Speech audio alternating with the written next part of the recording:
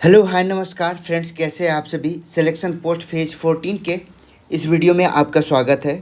Friends, इस video series में selection post के मोस्ट सिलेक्टेड क्वेश्चंस को डिस्कस करेंगे। तो जिन्होंने अब तक चैनल को सब्सक्राइब नहीं किया है, प्लीज़ चैनल को लाइक शेयर एंड सब्सक्राइब जरूर करें। पीडीएफ हमारे टेलीग्राम चैनल द जीके 360 पर अवेलेबल होगी, आप इसे वहाँ से डाउनलोड कर सकते हैं। तो चलिए वीडियो स्टार्ट करते हैं। आज का पहला सवाल है, which of the following is not an exception to the law of demand. निम्नलिखित में कौन सा मांग के नियम का अपवाद नहीं है। ध्यान रखिएगा, अपवाद नहीं है यानी मांग के नियम के अकॉर्डिंग है। ठीक है, तो सबसे पहले मांग का नियम है क्या। मांग का नियम क्या है, तो अर्थशास्त्र के नियमों के अनुसार, अर्थशास्त्र के नियमों के अनुसार यदि किसी वस्तु की कीमत बढ़ती है, वस्तु की कीमत बढ़ती है तो उसके मांग में कमी आती है, मांग जो है कम जाती है। ठीक है, ठीक इसका उल्टा, अगर कीमत घटती है तो उसके मांग में वृद्धि होती है, मांग में वृद्धि होती है। इसे जो यह कीमतों में बदलाव आता है, इसे हम लोग कहते हैं ऋणात्मक संबंध।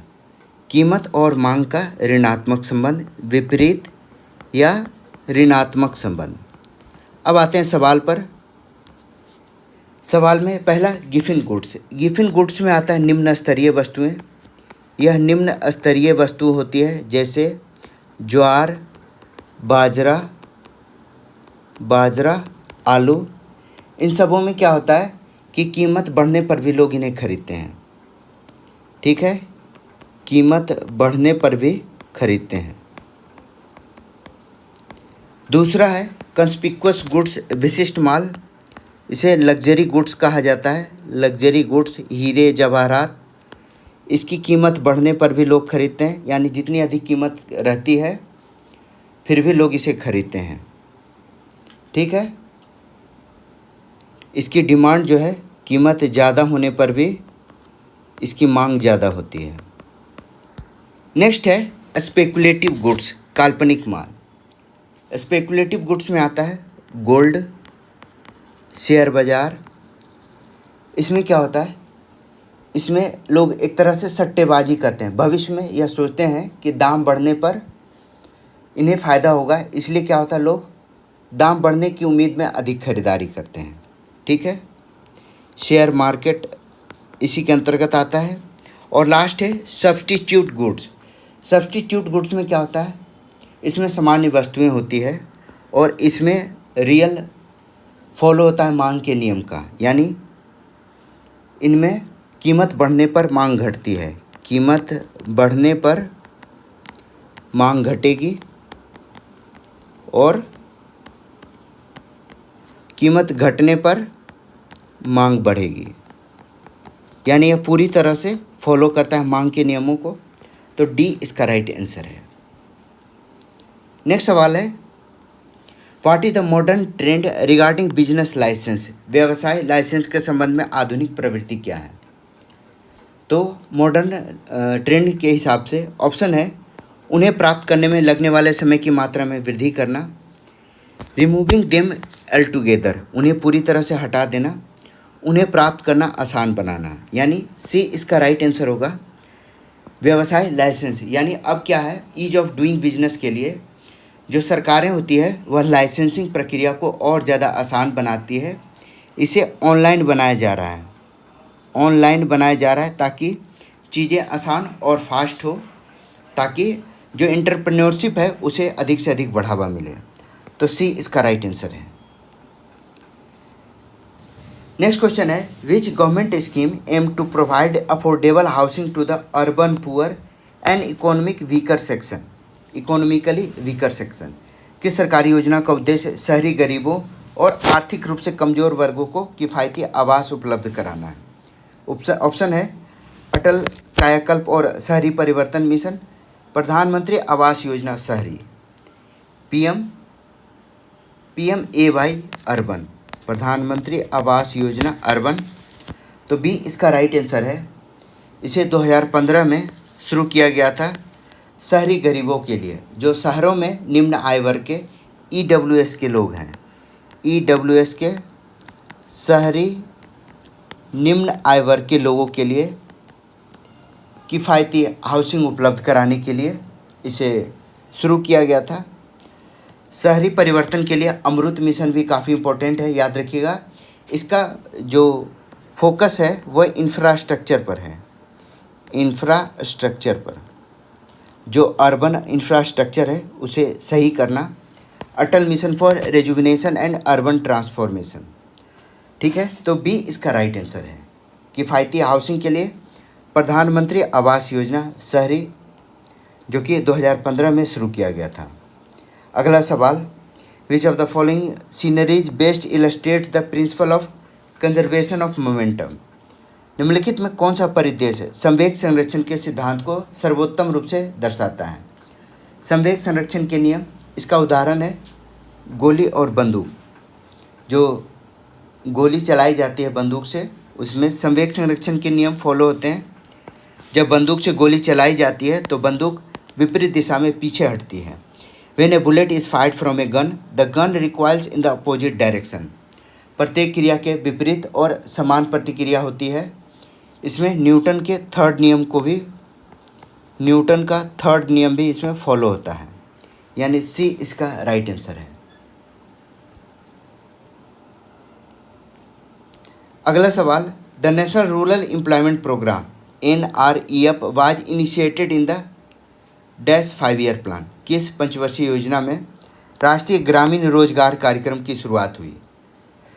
राष्ट्रीय ग्रामीण रोजगार कार्यक्रम, याद रखिएगा, इसकी शुरुआत जो हुई थी 1980 में हुई थी और छठी पंचवर्षीय योजना है। इसका टाइम पीरियड भी 1980 से 85 का है। तो याद रखिएगा, शहरी राष्ट्रीय ग्रामीण रोजगार कार्यक्रम, इसके दौरान ग्रामीण गरीबों के लिए रोजगार सृजन किया गया था छठी पंचवर्षीय योजना के अंतर्गत। तो बी इसका राइट आंसर होगा। अगला सवाल, the first peptide to be produced after wounding in the tomato plant. टमाटर के पौधों में घाव के बाद उत्पन्न होने वाला पहला पेप्टाइड कौन सा है। तो टमाटर के पौधे में क्या होता है, जब घाव होता है, घाव मीन्स कि जब उसमें कीट द्वारा खा लिया जाता है, उस पर संक्रमण हो जाता है एक तरीके से, तो जो सबसे पहला जो हार्मोन उत्पन्न होता है उसे कहते हैं सिस्टमिन हार्मोन। सिस्टमिन हार्मोन यह एक पॉलीपेप्टाइड हार्मोन है, जो कि एक डिफेंस रिस्पॉन्स के रूप में कार्य करता है। डिफेंस रिस्पॉन्स के रूप में कार्य करता है। यह पौधों में पाए जाने वाला पहला पेप्टाइड हार्मोन था, जिसे हम लोग सिस्टमिन कहते हैं, यानी ए इसका राइट आंसर है। नेक्स्ट क्वेश्चन है, under the Bharatiya Nyaya Sanhita 2023 which of the following has been emphasised for the first time in criminal law regarding sexual offence. Bharatiya Nyaya Sanhita 2023 के तहत यौन अपराधों के संबंध में आपराधिक कानून में पहली बार किस पर जोर दिया गया। ऑप्शन है, वैवाहिक बलात्कार एक दंडनीय अपराध है, ठीक है। सहमति स्पष्ट रूप से परिभाषित और रिकॉर्ड की जानी चाहिए। तो इसमें सहमति को धारा 69 के अंतर्गत जोड़ा गया है, धारा 69 के अंतर्गत जोड़ा गया है और इसमें स्पष्ट रूप से परिभाषित किया गया है, ठीक है। तो बी इसका राइट आंसर है। याद रखिएगा, वैवाहिक बलात्कार जो है अभी भी दंडनीय अपराध नहीं है, इसे अभी भी अपवाद में रखा गया है, यह अपवाद है। तो बी इसका राइट आंसर है। नेक्स्ट क्वेश्चन है, which of the following is A traditional dance of Kerala. Kerala का ट्रेडिशनल डांस कौन सा है। ऑप्शन है, थेय्यम, ढोल चोलम, गिद्दा या भांगड़ा। तो आपको पता है थेय्यम जो है केरल का अनुष्ठानिक नृत्य है, अनुष्ठानिक नृत्य है। ढोल चोलम या मणिपुर का है, मणिपुर का नृत्य है। गिद्धा और भांगड़ा यह दोनों पंजाब से संबंधित हैं। ठीक है, गिद्धा और भांगड़ा दोनों पंजाब से संबंधित हैं। तो राइट आंसर हो गया थेयम यानी ए। नेक्स्ट क्वेश्चन है, which constitutional authority decide on the disqualification of a member of state legislator under the anti defection law. दल बदल जो कि हमारे संविधान के 10वीं अनुसूची में है, 10वीं अनुसूची में दल बदल का प्रावधान है, जिसके अंतर्गत राज्य विधानसभा के सदस्य के अयोग्यता पर निर्णय कौन लेता है? स्पीकर लेते हैं। विधानसभा अध्यक्ष, जो विधानसभा में दल विरोधी कानून है उसका निर्णय स्पीकर के द्वारा लिया जाता है, जबकि संसद में लोकसभा अध्यक्ष लेते हैं। लोकसभा अध्यक्ष दल बदल के जो प्रावधान है उसका निर्णय लेते हैं। ठीक है, तो राइट आंसर हो गया बी। अगला सवाल कथन कारण के प्रश्न है, गांधार स्कूल की बुद्ध की मूर्तियों में हेलेनिस्टिक विशेषताएं दिखाई देती है। हेलेनिस्टिक विशेषताएं मतलब यह ग्रीक और रोमन विशेषताओं से प्रभावित है, जिसमें घुंघरेले बाल दिखाए गए हैं बुद्ध को। ठीक है, तो पहला कथन है कि हेलेनिस्टिक विशेषताएं दिखाई देती है, तो सही है। सेकंड है, इस स्कूल के बुद्ध के सिर पर घुंघरेले बाल हैं, जो कि उसमें विशिष्ट हेलेनिस्टिक तत्व दिखाई देते हैं। दूसरा भी सही है, यानी इसका राइट आंसर होगा A and R both correct, तथा आर ए का सही स्पष्टीकरण है, यानी ए इसका राइट आंसर है। अगला सवाल है, which of the following pairs of ruler and length their reign is correctly match. उनके शासनकाल को मैच करना है, शासकों और उनके शासनकाल की अवधि को मैच करना है। ठीक है, पहला है मोहम्मद तुगलक 15 वर्षों तक शासन किया। मोहम्मद बिन तुगलक का टाइम पीरियड है 1325 से 1351, लगभग 26 वर्ष तक शासन किया। 1325 से 1351। रजिया सुल्तान 4 वर्षों तक शासन की थी, 1236 से 1240। याद रखिएगा, 4 वर्षों तक इनका शासनकाल था। अलाउद्दीन खिलजी 1296 से 1316, इनका टाइम पीरियड है 1296 से 1316। और गयासुद्दीन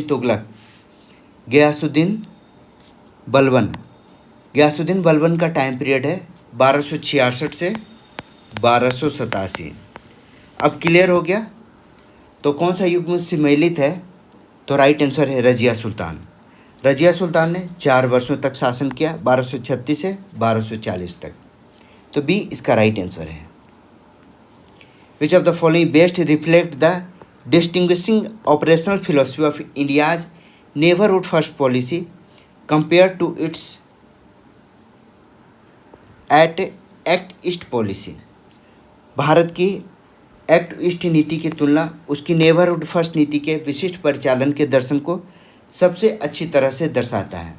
किस में दर्शाता है? पहला है नेबरहुड फर्स्ट का लक्ष्य आसियान सुरक्षा है, एक्ट ईस्ट का लक्ष्य सार्क सहायता प्रदान करना है।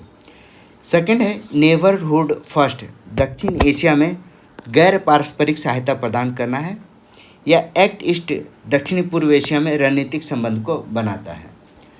तो राइट आंसर होगा बी।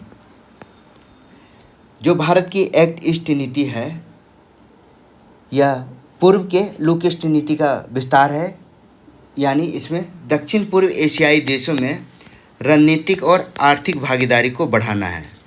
रणनीतिक, आर्थिक और सामरिक साझेदारी को बढ़ाने पर केंद्रित है। सामरिक साझेदारी बढ़ाने पर केंद्रित है, यानी राइट आंसर होगा बी। नेक्स्ट क्वेश्चन है, India a million mutiny now 20वीं सदी के उत्तरार्ध में भारत भर में हुए विविध सामाजिक और राजनीतिक उथल पुथल का एक विशद विवरण प्रस्तुत करता है। तो यह बुक के बारे में कहा गया है, जो कि India a million mutiny now present a vivid account of diverse social and political upheavals across India during the late 20th century। तो यह जो पुस्तक है यह लिखा गया है वी.एस. नायपॉल के द्वारा। ठीक है, इस पुस्तक का नाम है India a million mutiny now. यह पुस्तक वी.एस. नायपॉल के द्वारा लिखी गई है, जिसमें भारत में सामाजिक राजनीतिक उथल पुथल है उसके बारे में विस्तृत विवरण दिया गया है, यानी पहला कथन सही है। दूसरा है, इस पुस्तक को इसकी साहित्यिक उत्कृष्टता, उत्तर औपनिवेशिक भारतीय समाज के तीखे विश्लेषण के लिए बुकर पुरस्कार मिला है। इस पुस्तक के लिए बुकर पुरस्कार नहीं मिला। दूसरे पुस्तक वी.एस. नायपॉल की दूसरे पुस्तक है, जिसका नाम है इन ए फ्री स्टेट। इन ए फ्री स्टेट यह वी.एस. नायपॉल के द्वारा लिखी गई है। इस बुक के लिए इन्हें बुकर पुरस्कार मिला था, बुकर प्राइज मिला था। तो राइट आंसर क्या होगा? Only one is correct. A सत्य है, आर असत्य है, यानी सी इसका राइट आंसर है। अगला सवाल है, which of the following best explains the origin of scares in glaciated landscape. निम्नलिखित में कौन सा हिमाच्छादित परिदृश्यों में स्कर्स की उत्पत्ति को सबसे अच्छे ढंग से दर्शाता है? स्कर्स होते क्या हैं? तो यह हिमनद के नीचे जो ग्लेशियर हैं उनके नीचे एक जलधारा होता है, सुरंगनुमा जलधारा होती है, जो कि अपने जलधारा में रेत बजरी को जगह जगह पर जमा करती है। घुमावदार यह आकृति होती है, जो कि लंबे कटक बनाती है, रिज बनाती है। ठीक है, ऑप्शन देखते हैं। बर्फ़ से कटी हुई चट्टानों से बनी लकीरें, स्थिर बर्फ़ के नीचे लकीरें, या उप हिमनद पिघले पानी के जमाव से बनी घुमावदार लकीरें होती हैं, यानी सी इसका राइट आंसर है। साइनस रिज फ्रॉम सब ग्लेशियल मिल्ट वाटर डिपोजिशन, जो वाटर डिपॉजिट करती है सब ग्लेशियर से, उसके बाद यह डिपॉजिट होता है और यह बर्फ़ के पिघलने पर दिखाई देता है। बर्फ़ पिघलने पर दिखाई देता है। तो राइट आंसर हो गया सी। नेक्स्ट क्वेश्चन है, निम्नलिखित कथन को ध्यान से पढ़ें। भारत में शहरी विकास में ग्रामीण से शहरी प्रवास एक प्रमुख योगदान करता है। बिल्कुल सही है। ग्रामीण से शहरी प्रवास का सबसे बड़ा योगदान, सबसे बड़ा कारण है रोजगार व शिक्षा। रोजगार और शिक्षा के लिए लोग शहरी प्रवास करते हैं। पहला कथन सही है। शहरों में बेहतर रोजगार के अवसर और शिक्षा सुविधाएं प्रवासियों को आकर्षित करती है, यानी दोनों सही है। Both 1 and 2 are correct. C इसका राइट आंसर है। The one nation one tax initiative in India refers to. Bharat में एक राष्ट्र और एक कर, यह लगाया गया जीएसटी। एक राष्ट्र और एक कर की प्रावधान जो अवधारणा है वह जीएसटी में लगाया गया था। जीएसटी भारत में 2017 को लागू किया गया था 101वें संविधान संशोधन के द्वारा। संविधान संशोधन के द्वारा। ठीक है, तो राइट आंसर है गुड्स एंड सर्विस टैक्स, जो कि भारत में वन नेशन वन टैक्स के इनिशिएटिव को पूरा करता है। तो सी इसका राइट आंसर है। Match the following article with their provision. Article 50 में क्या होता है? न्यायपालिका और कार्यपालिका का पृथक्करण, यानी ए का दूसरा। आर्टिकल 131, जिसमें सर्वोच्च न्यायालय का मूल अधिकार क्षेत्र होता है, आर्टिकल 131 में, यानी बी का पहला। आर्टिकल 312 में अखिल भारतीय सेवाओं का सृजन, जो राज्यसभा है वह अखिल भारतीय सेवाओं का सृजन कर सकती है। और है आर्टिकल 263, जिसके अंतर्गत अंतर्राज्यीय परिषद का गठन किया जाता है। तो राइट आंसर हो गया B, A1, B2, C4 and D3। A1, B2, C4 and D3। Next question है, वायुमंडलीय घटना को उसके प्राथमिक मापन उपकरण से मिलान करें। Match the atmospheric phenomena with its primary measurement instrument. पहला है वायु वेग। वायु वेग को एनीमोमीटर से मापते हैं, यानी ए का तीसरा। आर्द्रता मापी ऑब्वियस है हाइड्रोमीटर से, और एटमॉस्फेयर जो कि बैरोमीटर से मापा जाता है। तो ए का तीसरा सीक्वेंस है, ए का तीसरा, यानी सी इसका राइट आंसर होगा। फर्स्ट में आएगा एनीमोमीटर, सेकंड में हाइड्रोमीटर और थर्ड में बैरोमीटर। ठीक है।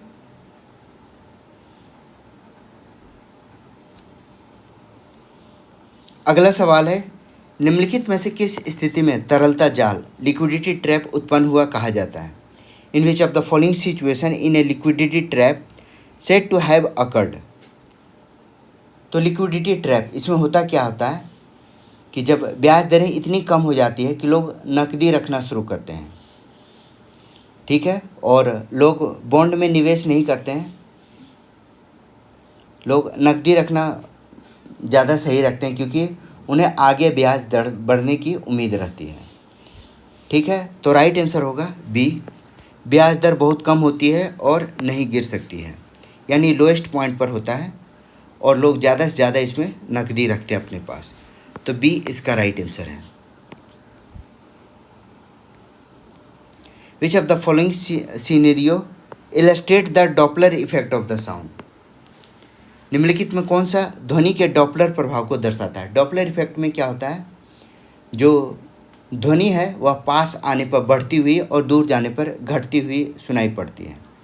जैसे ट्रेन, जो प्लेटफॉर्म पर हम ट्रेन की आवाज़ सुनते हैं, एम्बुलेंस की आवाज़, इन सबों में डॉपलर इफेक्ट वर्क करता है, यानी बी इसका राइट आंसर है। Change in pitch of siren as an ambulance passes by. Ambulance के गुजरने पर सायरन की ड्वनि में परिवर्तन। नेक्स्ट क्वेश्चन है, which of the following foreign countries assisted India in the establishment of heavy industries during the second 5 year plan. तो second 5 year plan 1956 से 61 के बीच है, जिसमें भारी उद्योग पर फोकस किया गया था। यह पीसी महालनोबिस मॉडल पर आधारित था, पीसी महालनोबिस मॉडल पर आधारित था, जिनके अंतर्गत भारत में भारी उद्योग की स्थापना की गई थी। कहाँ? तो पहला है भिलाई में। भिलाई में सोवियत संघ के सहयोग से स्थापित किया गया। ब्रिटेन के सहयोग से दुर्गापुर में इस्पात संयंत्र की स्थापना की गई, और जर्मनी के सहयोग से राउरकेला में भारी इस्पात उद्योग की स्थापना की गई। यानी सी इसका राइट आंसर है। अगला सवाल है, बैक्टीरिया के ग्राम अभिरंजन, ग्राम स्टेनिंग के बारे में गलत कथन को पहचानना है। Find the incorrect statement about Gram staining of bacteria. Option है, ग्राम पॉजिटिव बैक्टीरिया क्रिस्टल वायलेट धब्बा बनाए रखते हैं, ग्राम निगेटिव बैक्टीरिया लाल या गुलाबी दिखाई देते हैं। ठीक है, ग्राम पॉजिटिव बैक्टीरिया में मोटी पॉप्टीग्लाइकन परत होती है, और लास्ट है ग्राम पॉजिटिव बैक्टीरिया क्रिस्टल वायलेट को नहीं रोक पाते हैं, यानी डी इसका राइट आंसर है।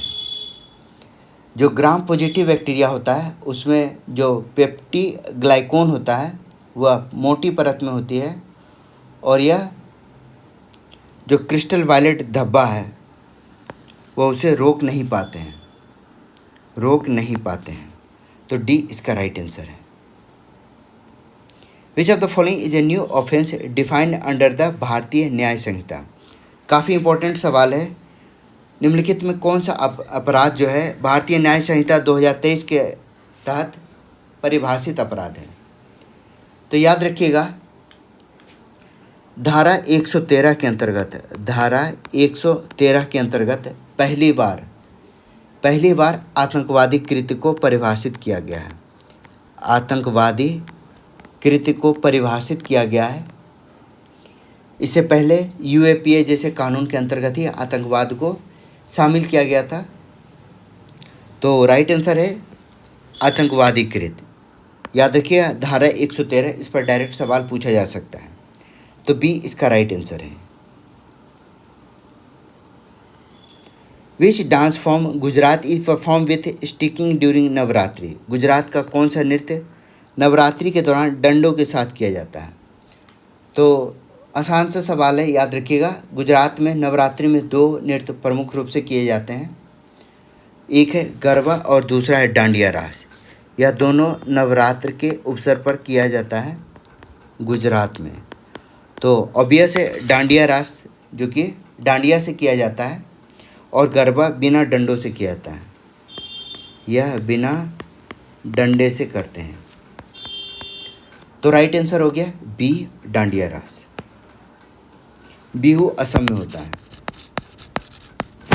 ठीक है, नेक्स्ट क्वेश्चन है which of the following is a not major industrial region in India. कौन सा भारत का प्रमुख औद्योगिक क्षेत्र नहीं है। मुंबई पुणे हुगली कोलकाता, दिल्ली मेरठ क्षेत्र, मुंबई पुणे क्षेत्र और कोलकाता आसनसोल क्षेत्र। यह सभी क्या है औद्योगिक क्षेत्र है, इसके अंतर्गत आता है। कोल्हापुर दक्षिण कन्नड़ क्षेत्र यह माइनर इंडस्ट्रियल में माना जाता है, यह प्रमुख नहीं है, यह माइनर इंडस्ट्रियल एरिया के अंतर्गत आता है। तो राइट आंसर होगा C Kolhapur south Kannada region. In case of a conflict between central and state law on a concurrent list subject, the state law prevails only. यदि समवर्ती सूची के विषय पर केंद्र और राज्य कानून के बीच टकराव की स्थिति हो तो राज्य कानून मान्य होगा तभी। तो इसके लिए याद रखिएगा आर्टिकल 254 है। आर्टिकल 254 के अंतर्गत अगर केंद्रीय कानून और राज्य कानून में टकराव हो जाए तो केंद्रीय कानून प्रभावी होगा। इसके लिए राज्य कानून को राष्ट्रपति की स्वीकृति प्राप्त हो, यानी केंद्र जो है पहले से ही राज्य कानून पर स्वीकृति ले लिया हो तभी उसका कानून इस पर प्रभावी होगा, यानी बी इसका राइट आंसर है। It has been received presidential assent, इसे राष्ट्रपति की स्वीकृति मिल गई हो, तो बी इसका राइट आंसर है। काफ़ी इंपॉर्टेंट सवाल है, कई बार पूछा गया है। नेक्स्ट क्वेश्चन है रीड द कथन कारण के प्रश्न है। तिरुमलाईपुरम और सित्तनवासल गुफाओं के भित्ति चित्र पांड्य कला के महत्वपूर्ण जीवित उदाहरण है। बिल्कुल सही है। जो तिरुमलाईपुरम है और सित्तनवासन यह पांड्य कला के महत्वपूर्ण उदाहरण है, पांड्य कला के उदाहरण है, यानी पहला कथन सही है। सेकंड है ये भित्ति चित्र मुख्य रूप से मंदिर की बाहरी दीवारों पर पाए जाते हैं और पौराणिक युद्ध के दृश्य को दर्शाते हैं। तो दूसरा कथन है यह गुफा चित्र मंदिर के भीतरी दीवारों पर है। सवाल में कहा गया है बाहरी दीवारों पर है या भीतरी दीवार पर है और इसमें पारंपरिक चित्रों को बनाया गया है।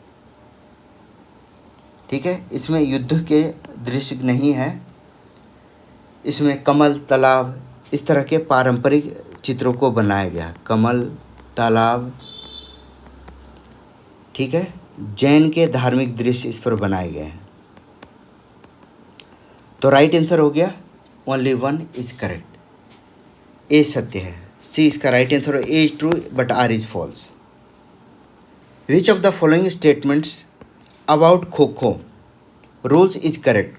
निम्नलिखित में कौन सा नियम खो खो के नियमों के संबंध में सही है। पहला है पीछा करने वाली टीम के सभी 9 खिलाड़ी आक्रमण के दौरान केंद्रीय पंक्ति में बैठते हैं। The chasing team has online players sitting in the central lane during attack. ठीक है, तो खो खो में क्या होता है कि एक टीम के 9 खिलाड़ी मैदान में उतरते हैं। पीछा करने वाली टीम के जो खिलाड़ी होते हैं वह सेंट्रल लेन में उतरते हैं, केंद्रीय पंक्ति में बैठते हैं। सेंट्रल लेन बोला जाता है इसे, ठीक है। और 8 चौकोर खाने में एक दूसरे के विपरीत बैठते हैं। तो यह खो खो का मेन नियम है, तो ये इसका राइट आंसर है। अगला सवाल है कथन कारण के प्रश्न है। हर्षवर्धन की मृत्यु के बाद उत्तर भारतीय राजनीति में राजपूतों का उदय हुआ। राजपूत एकजुट नहीं थे और वो आपस में लड़ते रहते थे। तो हर्षवर्धन के मृत्यु के बाद राजपूतों का उदय हुआ। राजपूतों ने मजबूत एकता बनाए रखी जिससे कि विदेशी आक्रमण को प्रभावी ढंग से विरोध कर सकें। तो दूसरा कथन गलत है। हर्षवर्धन के बाद राजपूतों का उदय तो जरूर हुआ, लेकिन राजपूत जो है वह एकता बनाए नहीं रख सके और जिसके बाद वह आपस में लड़ते रहे और विदेशी आक्रमण खासकर तुर्कों का आक्रमण हुआ। तो राइट आंसर होगा ओनली 1 इज करेक्ट। ए इसका राइट आंसर है।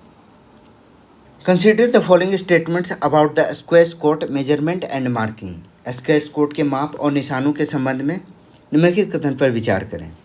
शॉर्ट लाइन सिंगल्स में पिछली दीवार से 4.26 मीटर और डबल में 4.57 मीटर की दूरी पर होता है। पहला कथन सही है। टीन जो है आगे की दीवार पर 48 सेंटीमीटर ऊंची पट्टी होती है जो टेनिस के नेट जैसी होती है। दूसरा कथन भी सही है।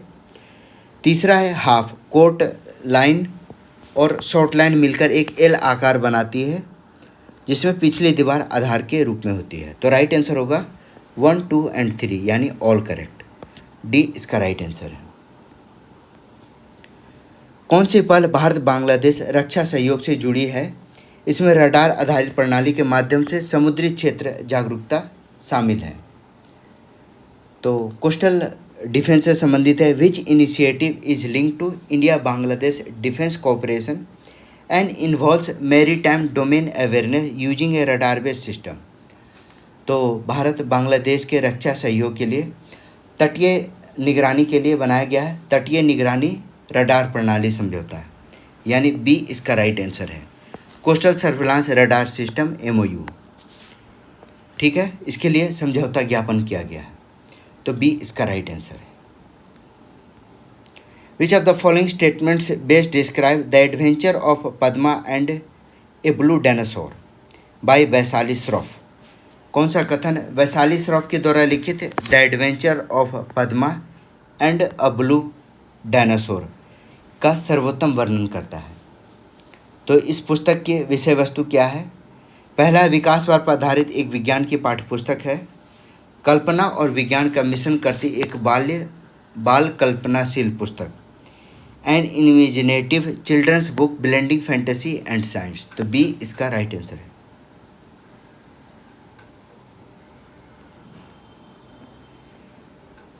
कथन कारण के प्रश्न है। प्रायद्वीपीय पठार का दक्कन ट्रैप क्षेत्र आग्नेयी चट्टान से बनी काली मिट्टी से ढका है।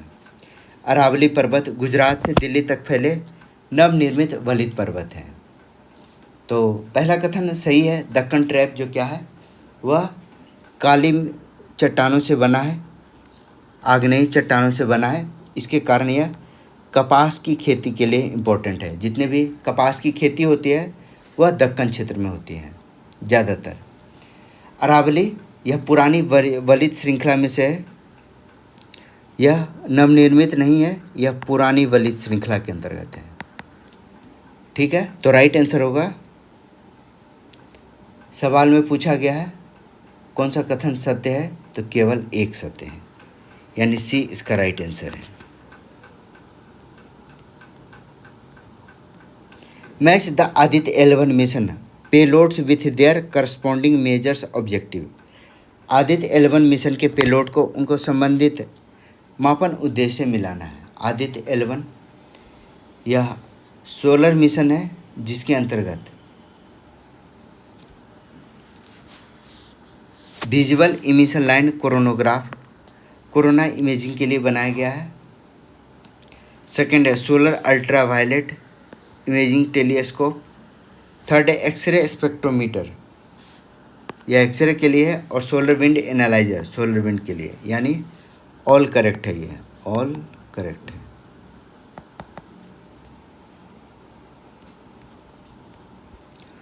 निम्नलिखित कथन को ध्यान से पढ़ें। भारत में बड़ी संख्या में किशोरियों को एनीमिया की समस्या है। बिल्कुल सही है, एनीमिया की समस्या किशोरियों में सबसे ज़्यादा है। आहार में अक्सर आयरन, प्रोटीन और सूक्ष्म तत्व के कमी के कारण से होता है। ठीक है, तो रक्त अल्पता सबसे जरूरी है। भारत में किशोरों का भोजन सामान्यतः सभी तत्वों से भरपूर होता है, गलत है। कमी है तभी तो एनीमिया हो रहा है, तो आयरन प्रोटीन की कमी से एनीमिया होता है, यानी पहला कथन सही है। और इसका राइट आंसर होगा कथन 1 सत्य है, कथन 2 असत्य है, तो सी इसका राइट आंसर है। In which the following forms is energy transferred during the photosynthesis. प्रकाश संश्लेषण प्रक्रिया में ऊर्जा किस रूप में स्थानांतरित होती है? तो यह क्लोरोफिल के रूप में होती है। ठीक है, ग्लूकोज रासायनिक ऊर्जा के रूप में संचित रहता है, और यही इसका मूल सिद्धांत है। सी इसका राइट आंसर है, प्रकाश ऊर्जा से रासायनिक ऊर्जा में परिवर्तन। ठीक है, तो सी इसका राइट आंसर है।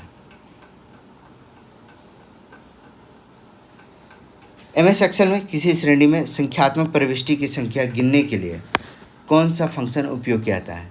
तो गिनने के लिए काउंट का यूज करते हैं, काउंट, और उसमें कोई टर्म कंडीशन लगा हो तो उसके लिए काउंट टर्म अगर कोई लगा हो तो उसके लिए काउंट इफ़ का यूज किया जाता है। ठीक है, तो सी इसका राइट आंसर है। तो यह था सिलेक्शन पोस्ट के आज फर्स्ट सेट का डिटेल एक्सप्लेनेशन। वीडियो कैसा लगा कमेंट सेक्शन में ज़रूर बताइए। चैनल को लाइक, शेयर एंड सब्सक्राइब जरूर कीजिए। मेरा नाम है Rahul Sinha. Thank you for watching.